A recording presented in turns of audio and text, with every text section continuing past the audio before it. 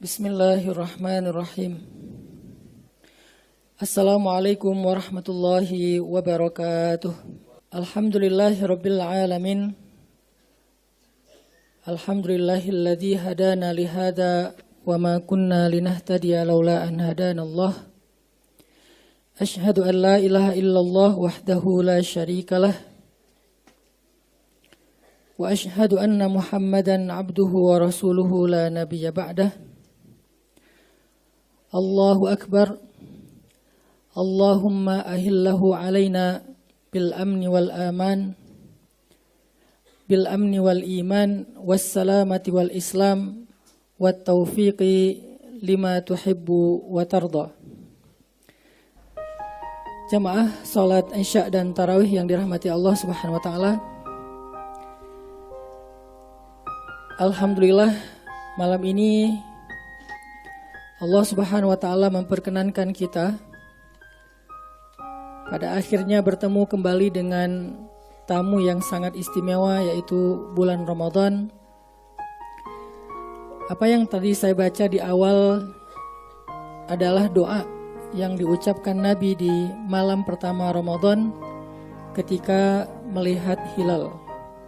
Allahumma ahillahu alaina bil amni wal iman, wassalamati wal islam, wat taufiqi lima tuhibbu wa tarda. Rabbuna wa rabbukallah.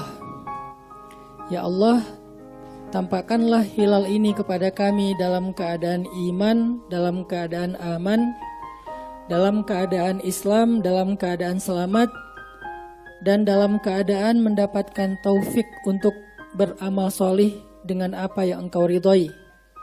Rabb kami dan Rabb Engkau wahai hilal adalah Allah Subhanahu wa taala.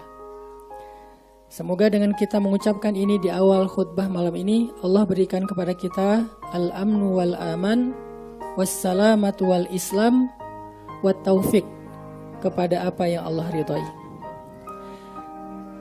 Allah Subhanahu wa taala berfirman di dalam surat Fatir ayat 32. A'udzu billahi minasyaitonir rajim. Bismillahirrahmanirrahim. Summa awrathnal kitaba alladzina istafaina min ibadina. Faminhum zalimun li nafsihi wa minhum muqtasidun wa minhum sabiqun bil khairati biiznillah. Dzalika huwal fadlul kabir.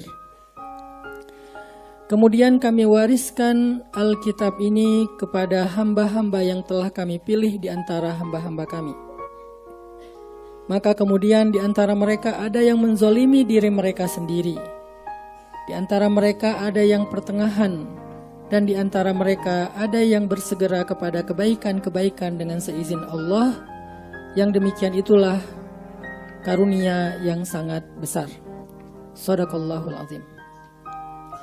Jamaah sekalian, kata para ulama,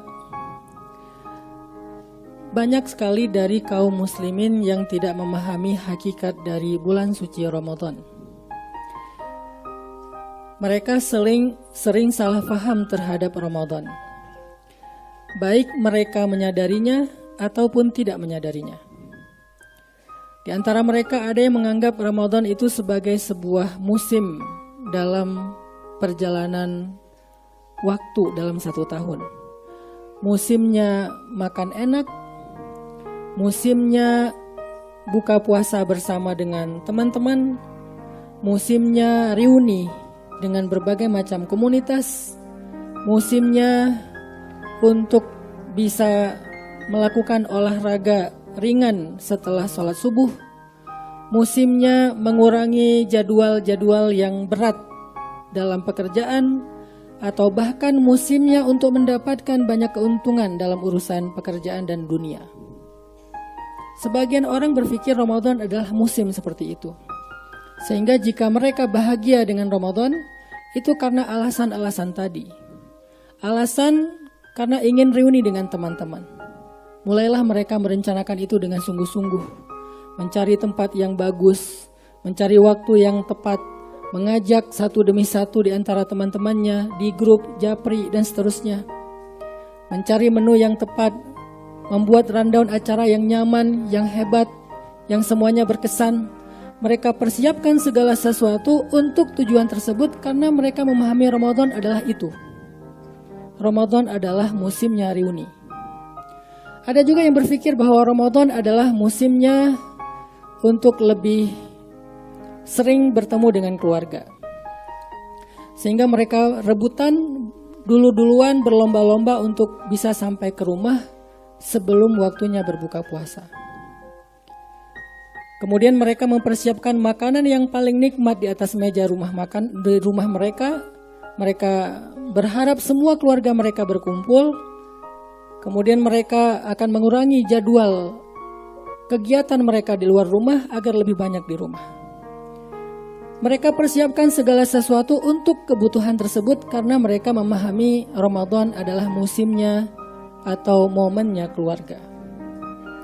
Ada juga yang memahami Ramadan sebagai sebuah peluang bisnis. Sehingga persiapan menjelang Ramadannya dihabiskan untuk merencanakan bisnis plannya. Bisnis kuliner, dengan jualan di jalan, jualan di depan masjid, atau dengan membuat berbagai macam program menjadi vendor kegiatan berbuka puasa di masjid, vendor tahajud, vendor sahur, vendor iktikaf, membuat event-event Ramadan. Karena di bulan Ramadan itu banyak event. Saya tidak lagi berbicara benar dan salah, tetapi sedang membicarakan realitas di dalam pikiran kita sebagai kaum muslimin. Sehingga energi yang kita habiskan menjelang Ramadan, perhatian yang kita berikan untuk menyambut Ramadan sesuai dengan pemahaman kita tentang apa itu Ramadan. Apakah musimnya reuni? Apakah momennya keluarga? Apakah sebuah kesempatan bisnis yang paling baik, paling besar akan mendapatkan revenue yang paling baik di bulan ini dibandingkan dengan bulan-bulan yang lain? Terlepas dari apakah itu benar dan salah, kita menghargai setiap inisiatif, tetapi ada satu hal yang perlu kita sadari bersama. Sesungguhnya Ramadan pada hakikatnya kata para ulama adalah sebuah madrasah. Ramadan adalah madrasah bagi diri kita secara individu. Ramadan adalah sebuah madrasah bagi keluarga kita. Ramadan adalah sebuah madrasah bagi umat Nabi Muhammad, bagi kaum muslimin. Jadi hakikatnya kata para ulama yang jarang disadari oleh kaum muslimin hari ini, sesungguhnya Ramadan itu adalah sebuah madrasah atau tarbiyah. Maka para ulama mengatakan malam pertama Ramadan adalah hari pertama masuk sekolah. Dibukanya pintu-pintu madrasah itu oleh Allah Subhanahu wa taala untuk orang yang beriman dan Allah panggil mereka untuk ikut di dalam tarbiyah dan madrasah ini. Ya ayyuhalladzina amanu, wahai orang-orang yang beriman, halummu ilayya. Halummu ila hadhil madrasah. Ayo ikut ke dalam madrasah ini. Ayo ikut ke sini, ayo terlibat, ayo daftar ke dalam sebuah sekolah yang sangat istimewa. Yang disebut dengan Madrasatu Ramadan, Madrasah Ramadan. Sebagaimana yang kita pahami bahwa madrasah atau tarbiyah itu adalah sebuah proses pendidikan. Dan pendidikan dalam Islam itu bukan sekedar berbagi wawasan dan teori, tetapi melatih sebuah skill, membentuk sesuatu dari perilaku kita, persepsi kita, perasaan kita, keyakinan kita. Maka sesungguhnya bulan Ramadan adalah madrasah untuk kita belajar, untuk kita bersungguh-sungguh untuk melatih sesuatu yang penting, agar setelah selesai Ramadan, tahun-tahun berikutnya dengan kita lulus madrasah Ramadan, kita menjadi orang yang benar-benar diridhoi oleh Allah, yang diberi gelar muttaqin, la'allakum tattaqun. Itulah gelar dari madrasah ini. Itulah ijazah dari Madrasatul Ramadan, mendapatkan gelar takwa. Sehingga siapapun yang mendapatkan gelar takwa, Allah menjanjikan banyak kebaikan dan keajaiban dalam hidupnya. Wa may yattaqillah, kata Allah, siapa yang bertakwa kepada Allah. Berikutnya adalah janji-janji Allah. Siapa yang bertakwa kepada Allah, artinya siapa yang berhasil meraih derajat takwa. Dan salah satu kesempatan untuk meraih derajat itu adalah masuk di dalam tarbiyah madrasah Ramadan, terlibat di dalam madrasah Ramadan dengan semua kurikulumnya, sehingga dia mendapatkan gelar muttaqin. Wa may yattaqillah, kata Allah, siapa yang menjadi orang yang bertakwa, yaj'al lahu makhraja, Allah kasih baginya jalan keluar. Para ulama, makhraja itu kalau kita mau menjelaskan maknanya adalah kondisi seperti ketika seseorang berada di sebuah tempat yang sangat sempit, tertutup rapat, tidak ada lubang untuk dia bernafas, apalagi dia keluar, kecuali sekecil lubang jarum. Ini penjelasan tentang makhraja dalam kitab tafsir. Makhraja adalah kondisi ketika seseorang dalam hidupnya merasa sempit, merasa tidak ada jalan keluar dari satu kondisi, dari satu masalah, hampir bahkan dia tidak bisa bernafas, apalagi keluar dari situ, kecuali dengan satu lubang kecil, sekecil lubang jarum. Tidak ada jalan lain untuk keluar. Sekecil itulah, sesempit itulah, dongka, benar-benar sempit hidupnya. Benar-benar tidak ada harapan untuk bisa keluar dan survive dari masalah hidupnya. Kemudian tiba-tiba, kata ulama, ada sebuah jalan terbuka untuk dia, lalu dia keluar dari ruang yang sangat sempit tadi, yang sangat sumpak tadi, yang dia nggak bisa bernafas, bahkan tiba-tiba dia ada di sebuah tanah lapang yang sangat luas, yang udaranya sangat segar, yang kemanapun dia melihat tidak ada batasnya. Itulah yang disebut dengan kata makhraja dalam hidup. Itu arti makhraja. Dan itu keajaiban. Ketika kita mengalami kehidupan yang benar-benar dongka, benar-benar sempit, hampir kita berputus asa karena bernafas pun sulit, kita menjadi sesak dengan masalah kita melihat kemanapun cuma ada dinding dan kita tidak melihat apa-apa kecuali keputusasaan. Allah katakan, ya ja'allahu makhraja, Allah buka bagi dia makhraja, sehingga tiba-tiba hidup kita berubah seperti orang yang berada di sebuah padang rumput yang luas, segar, tidak ada batasnya. Itulah kehidupan yang Allah janjikan kepada orang yang bertakwa, makhraja, jalan keluar dari setiap kesempitan hidup. Keajaiban yang pertama. Wa may yattaqillaha yaj'al lahu makhraja, dikasih makhraja. Apalagi setelahnya, setelah hidupnya merasa nyaman, dia tidak lagi merasa terhimpit, dia bisa bernafas dengan lega, apalagi yang Allah janjikan setelahnya. Wa yarzuqhu min haitsu la yahtasib. Allah akan memberikan dia anugerah, rezeki dari jalan-jalan yang dia nggak pernah menduganya itu akan menjadi jalan kebaikan. Kejutan dalam urusan rezeki.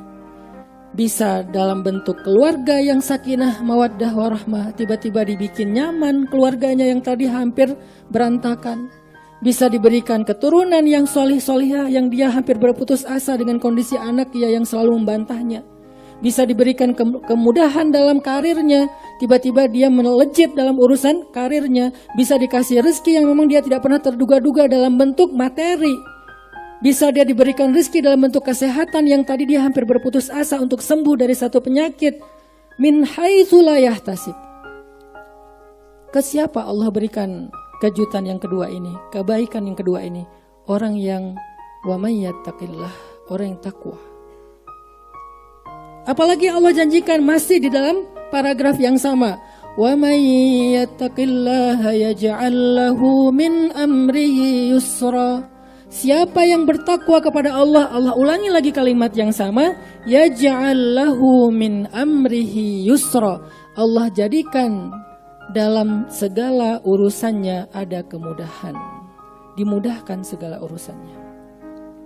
Apapun urusan dalam hidupnya Allah yang mudahkan, bukan siapapun. Seringkali kita mencari celah untuk mendapatkan kemudahan dalam birokrasi hidup kita. Baik kemudahan administrasi atau kemudahan dalam urusan-urusan yang lain, kita selalu mencari celah bagaimana cara biar memudahkan urusan saya. Sekedar kadang kita mau buat SIM saja, kita selalu mencari kemudahan. Gimana caranya biar sekali tes lulus. Bahkan kadang biar tanpa tes juga bisa dapat SIM. Gimana caranya biar ada yang bantuin tapi nggak perlu bayar mahal. Bahkan gimana caranya dapat SIM gratis pas lagi ada kegiatan pembuatan SIM gratis atau perpanjangan SIM gratis. Sekedar untuk hal seperti itu pun kita mencari kemudahan dalam hidup. Apalagi yang lebih besar dari itu. Mencari jodoh, meniti karir, membangun keluarga, mencari kesenangan hidup, kita selalu mencari akses yang shortcut, yang memudahkan kita. Dan Allah menjanjikan itu untuk kita min kulli amrihi, dalam setiap urusan, bukan satu urusan, setiap urusan yusra, ada kemudahan. Wa may yattaqillaha yaj'al lahu min amrihi yusra, dari setiap urusannya ada kemudahan.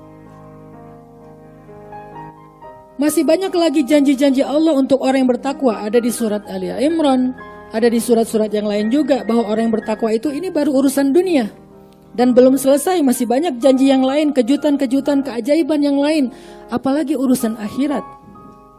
Allah janjikan ampunan dosa, hisab yang ringan, melintasi sirat, masuk ke dalam surga tanpa hisab, bahkan mendapatkan syafaat Nabi, melintasi padang mahsyar dengan kendaraan, diberikan naungan Allah di hari yang tidak ada naungan kecuali naungan Allah, diangkat derajatnya, dimuliakan. Banyak janji Allah kepada orang yang bertakwa. Maka siapapun yang ingin mendapatkan keajaiban dari janji-janji Allah itu di dunia dan kelak di akhirat, kesempatan telah datang kepada mereka, yaitu Madrasatu Ramadan. Madrasah Ramadan, inilah kesempatan. Saya merasa harus membahas ini di awal untuk diri saya sendiri dan kita semua, karena banyak orang yang masuk ke madrasah itu hanya sekedar untuk mengisi absen. Dia masuk ke dalam madrasah Ramadan, ya. Dia hadir di situ, ya. Zahiran wa batinan, ya. Dengan roh dan jasadnya dia ada di dalam madrasah Ramadan, tetapi setelah selesai masanya tarbiyah, masanya pendidikan, dia tidak mendapatkan kebaikan atau kemampuan apapun dalam kebaikan kecuali hanya absensi. Dia hadir setiap hari. 30 hari, 29 hari madrasah, dia nggak pernah absen. Siapa mereka? Orang yang di dalam surat Fatir tadi disebut muqtasid.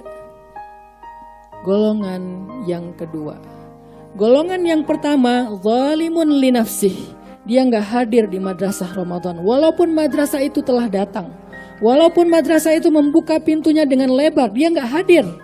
Dia nggak puasa. Dia nggak menjalankan perintah Allah, kutiba alaikumusiyam. Dan insya Allah itu kita tidak perlu bahas di sini. Semua kita insya Allah orang yang berpuasa. Tapi apakah puasa kita puasanya orang yang mengikuti madrasah atau puasanya orang yang hanya mengisi absensi? Kita berpuasa, tetapi kita tidak mendapatkan dan melatih apapun dalam bulan puasa kita. Kita hadir, tidak pernah dianggap gaib, tidak pernah dibilang gak hadir. Dia ternyata dia absen, dia ternyata mabal, dia ternyata gak hadir. Dia katanya pergi ke sekolah tapi dia keluar. Kita gak securang itu, kita hadir, kita duduk di dalam madrasah. Tetapi kita tidak melatih apapun, hanya sekedar menunaikan kewajiban. Itulah orang yang muqtasid di dalam surat Fatir ayat 32 tadi. Orang yang nanggung kalau bahasa kita. Tetapi yang ketiga adalah orang yang sabiqum bil khairat. Orang yang bersegera kepada banyak kebaikan. Biiznillah, dengan izin Allah. Dzalika huwal fadlul kabir. Itulah satu-satunya anugerah kebaikan yang paling besar. Bukan yang kedua, apalagi yang pertama. Siapa orang yang sabiqum bil khairat, atau orang yang hadir di madrasah Ramadan dan mendapatkan tujuan dari madrasah itu adalah gelar takwa. Orang yang sabiqum bil khairat adalah orang yang melatih ketakwaannya selama 29 atau 30 hari. Ibadah puasa itu sendiri adalah sebuah latihan ketakwaan, bukan latihan lapar dan haus. Banyak orang berpikir bahwa puasa itu latihan lapar dan haus, dan kemudian dia ngerasa saya gak terlalu berat berpuasa, bahkan tanpa sahur pun. Udah biasa saya kelaparan dan kehausan, udah biasa saya gak makan, apalagi mungkin perempuan lebih ahli, lebih jago dalam menahan lapar daripada laki-laki. Karena mereka diet. Artinya apa? Artinya kalau sekedar latihan lapar dan haus, maka sesungguhnya puasa bukan untuk itu. Sehingga ada orang yang berpikir, kenapa harus dari subuh sampai maghrib ya? Ada juga orang yang nggak makan kecuali minum air putih saja di malam hari. Dan itu sebuah terapi yang katanya bagus. Di beberapa daerah itu dipraktekkan. Di malam hari mereka tidak makan sama sekali kecuali minum air putih.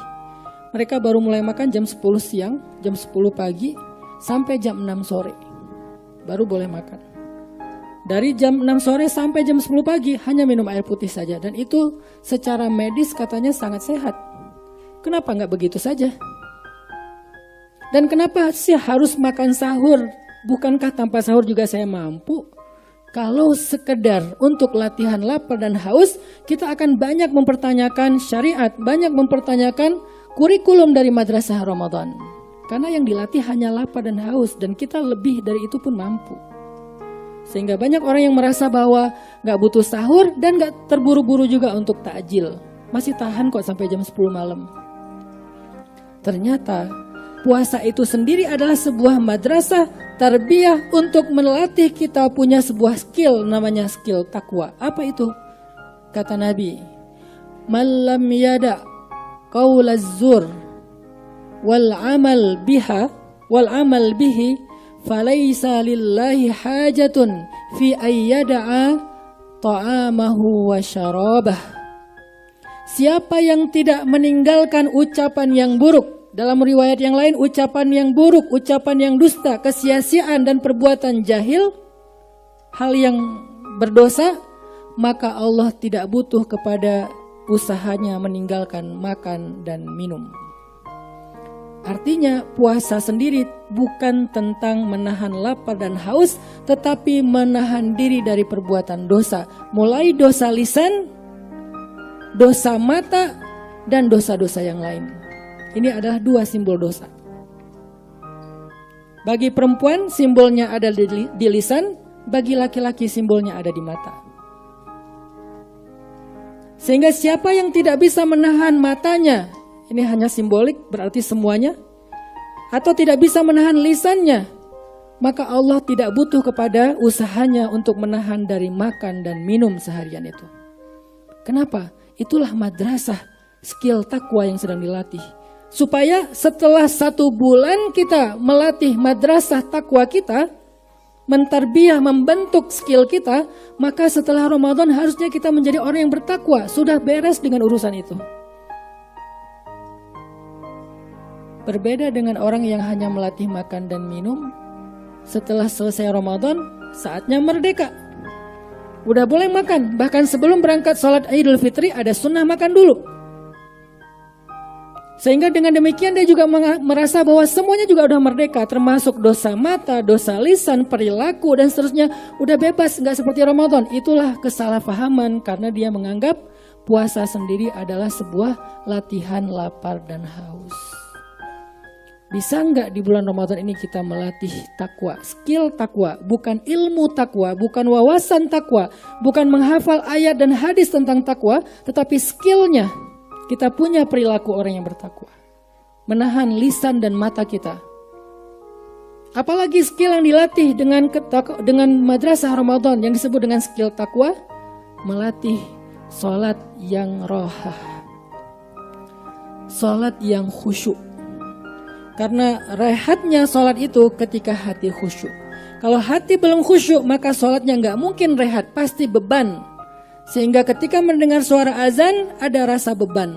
Kalau belum sholat terbeban, bukan ngerasa rindu dengan sholat.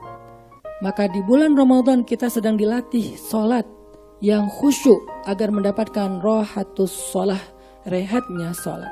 yang kalau dilakukan sekian rakaat disebut dengan sholatut tarawih, sholat yang rehat, sholat yang santai. Kenapa kok yang dilatih sholat, Ustadz? Wasta'inu bis-sabri was-shalah. Karena hidup kita, salah satu kunci dari segala keajaiban dan kemudahan itu ada di sholat, selain sabar. Jadi siapapun yang bisa memperbaiki sholatnya di bulan Ramadan, terutama sholat subuh, dengan adanya syariat sahur, maka memudahkan kita melatih sholat subuh. Tapi bagi orang yang merasa tanpa sahur pun saya bisa berpuasa, tetap subuh bagi dia sulit. Tetaplah bagi dia subuh itu sulit, karena dia tidak merasa butuh makan sahur. Maka muncul lagi ajakan Nabi, makanlah sahur, sesungguhnya di dalam sahur ada berkah. Apa keberkahan dari sahur? Yang paling nyata keberkahan dari sahur itu adalah memudahkan kita sholat subuh berjamaah. Ya kalau nanya, apa ya keberkahan sahur? Saya tetap kuat kok puasa tanpa sahur. Saya nggak terlalu berselera dengan makanan yang ada di meja makan rumah saya. Bukan makanannya yang berkah, bukan saja makanannya yang berkah, kita tahu itu, tetapi yang lebih besar daripada keberkahan dalam makanan yang tersedia di atas meja makan kita adalah memudahkan kita sholat subuh tepat waktu kalau laki-lakinya berjamaah. Itulah keberkahan paling nyata dari sahur. Sehingga kita bangun sahur, mengikuti sunnah Nabi syariat Islam, agar kemudian mendapatkan materi dari madrasah Ramadan. Salah satunya memperbaiki sholat. Dan sholat yang paling berat bagi orang-orang yang lemah imannya, bahkan cenderung kepada munafik, adalah sholat subuh. Sehingga kalau sholat subuh sudah nyaman bagi dia, pasti akan lebih mudah bagi dia maghrib, isya, zuhur, asar, dan seterusnya. Sholat-sholat sunnah yang lain. Bahkan sahur bukan hanya memudahkan kita sholat subuh, tapi juga memudahkan kita sholat witir, bahkan tahajud kalau kita bangun lebih awal. Sebutlah azan subuh, setengah jam sebelumnya kita udah bangun. Kita masih bisa sholat tahajud 2 rakaat, sholat witir 3 rakaat, masih ada waktu 15-10 menit. Kita bisa makan sahur dengan ringan atau dengan santai. Kemudian setelah makan sahur kita pergi ke masjid, kita sholat subuh berjamaah. Bukankah itu keberkahan yang luar biasa? Gara-gara kita bangun untuk sahur, dapat tahajud, dapat witir, dapat doa antara tahajud dengan witir, yaitu istighfar. Wabil asharihum yastaghfirun. Orang yang soleh itu adalah orang yang menghabiskan waktu sahur dengan istighfar, kemudian dapat qobliyah subuh yang lebih baik daripada dunia dan seisinya, kemudian dapat subuh berjamaah yang dijamin masuk surga kalau dia mati hari itu. Banyak kebaikan yang kita dapatkan hanya dengan bangun sahur. Madrasah Ramadan itu yang dilatih, perbaiki sholat. Yang ketiga, apalagi skill takwa yang dilatih di bulan Ramadan? Tilawah Al-Quran. Sebagaimana yang kita sering dengar ayat dibaca syahrul Ramadan unzila fihil Quran, bulan yang di dalamnya diturunkan Al-Quran, petunjuk, penjelasan, dan seterusnya. Intinya adalah Ramadan adalah momentum agar kita kembali memperbaiki hubungan kita dengan Al-Quran. Adanya tradisi tadarus, tradisi yang terilhami dari sunnah Nabi, dari syariat Islam di bulan Ramadan. Bisa kita lakukan berjamaah, bisa kita lakukan sendiri. Berjamaah dapat setengah juz, sendiri dapat setengah juz, satu hari dapat 1 juz, atau bahkan lebih. Itu adalah kesempatan kita belajar skill, merasa nyaman membaca Al-Quran 1 juz, karena itu hak Al-Quran. Tetapi kalau setelah Ramadan kita tidak mampu melanjutkan tradisi ini, membaca Al-Quran 1 hari 1 juz, khatam setiap bulan, berarti kita belum lulus derajat takwa di bulan madrasah Ramadan. Dukung dakwah kami dengan like dan subscribe, semoga rezeki kalian berlimpah.